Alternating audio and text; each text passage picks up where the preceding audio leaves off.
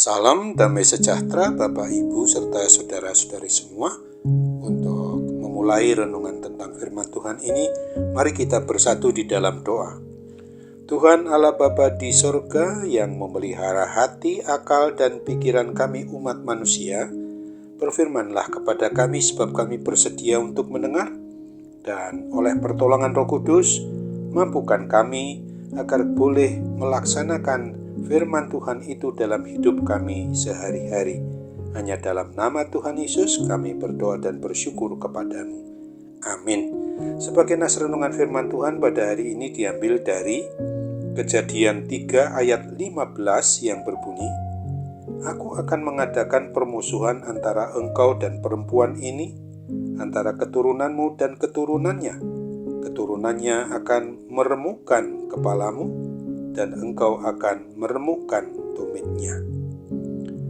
Tema yang diangkat dari nas renungan kita ini adalah berita Injil muncul setelah umat manusia dihukum.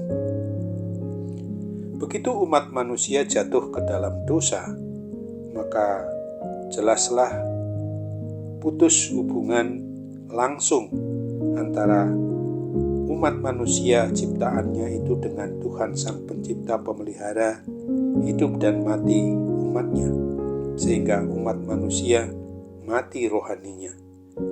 Hanya karena kasih Allah Bapa yang begitu besar kepada umat manusia, maka disampaikanlah nubuat akan datangnya Mesias, akan datangnya Juru Selamat dari keturunan perempuan pertama di dunia itu, yang mampu mengalahkan iblis, sehingga umatnya akan menerima kembali kehidupan yang kekal. Renungan tentang firman Tuhan pada hari ini mau mengingatkan kepada kita sekaligus mengajak kita untuk sungguh-sungguh mau mengimani, mempercayai bahwa hanya Tuhan Yesus Kristus Sang Juru Selamat dunia yang memang sudah dari mulanya dirancangkan oleh Tuhan Allah Bapa untuk datang ke dunia ini menyelamatkan umat manusia secara manusiawi. Dalam wujud nyatanya Dia hadir untuk membebaskan manusia dari cengkraman kuasa dosa atau kematian kekal itu. Untuk itu, lewat masa Advent, masa penantian akan kedatangan Tuhan bukan untuk yang pertama kedatangannya yang menjadi penekanan ini, tetapi untuk kedatangannya yang kedua kali, kita harus senantiasa mawas diri, terus-menerus berjaga-jaga, siap sedia, sehingga kita harus juga mengerti betul, benarkah Tuhan sudah datang masuk ke dalam kehidupan kita?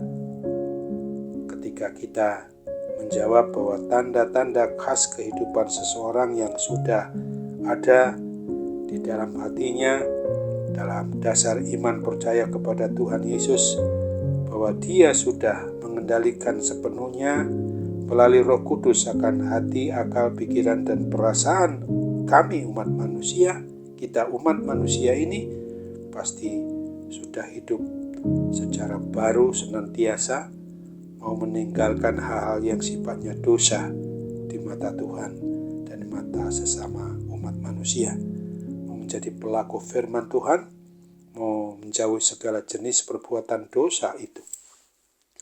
Dan hidup kita akan dimampukan untuk menghasilkan buah-buah yang sungguh untuk menuruti keinginan Roh Kudus yang mengerjakannya di hati kita dengan kesediaan kita, membuka hati akan kehadirannya, sehingga kita dapat menikmati akan hidup yang juga berguna bagi orang lain, untuk saling mengasihi dan mengutamakan hidup mengasihi Tuhan, mengasihi sesama manusia dengan segenap hati, segenap jiwa, dengan segenap akal budi, dan mengasihi sesama umat manusia seperti mengasihi diri sendiri. Bagi kita sebagai orang yang beriman percaya kepada Kristus, yang mungkin belum terlihat adanya tanda-tanda semuanya itu dalam kehidupan kita, maka hendaknya kita mau memperbaiki komitmen kita dengan selalu mengikuti apa yang menjadi jalan kebenaran dan hidup bersama dengan Tuhan Yesus, dan mau mengundangnya senantiasa untuk masuk ke dalam kehidupan kita sebagai kepala kehidupan kita, sebagai Raja atas diri kita, sebagai Tuhan dan Juru Selamat atas diri kita. Kiranya Roh Kudus menolong kita semua sebagai anak-anaknya agar kita semakin tetap beriman, percaya dengan kokoh, kuat, dan teguh bahwa Tuhan Yesus itu adalah anak Allah dan satu-satunya Tuhan dan Juru Selamat bagi kita umat manusia, serta mau menyambut Tuhan Yesus datang dalam kehidupan kita sebagai pribadi maupun keluarga.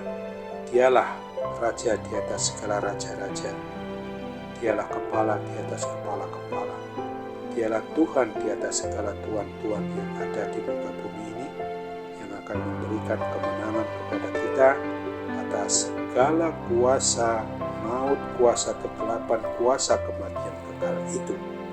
Untuk itu ingatlah akan berita Injil sebagaimana dinyatakan di dalam Matius 1 ayat 23 ini.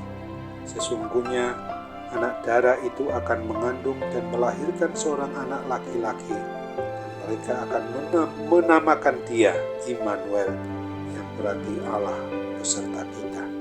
Amin. Mari kita kembali bersatu dalam doa.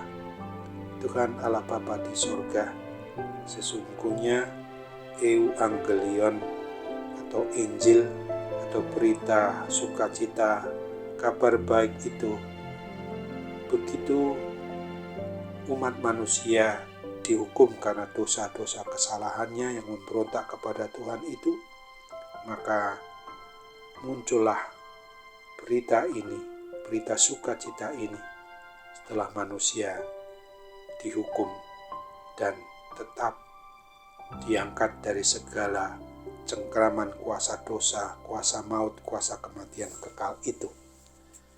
Kini juga di dalam kehidupan kami di masa kini dan di sini di mana kami ada, kami merasakan adanya tantangan yang tak kunjung hilang, karena bagaimanapun kami masih berada di dunia ini. Maka kami mohon pertolongan Roh Kudus untuk bekerja di hati akal pikiran kami ini untuk mengalahkan segala kuasa jahat itu. Sambut apalah harapan akan doa dan permohonan kami kepadamu, dalam nama Tuhan Yesus kami mohon.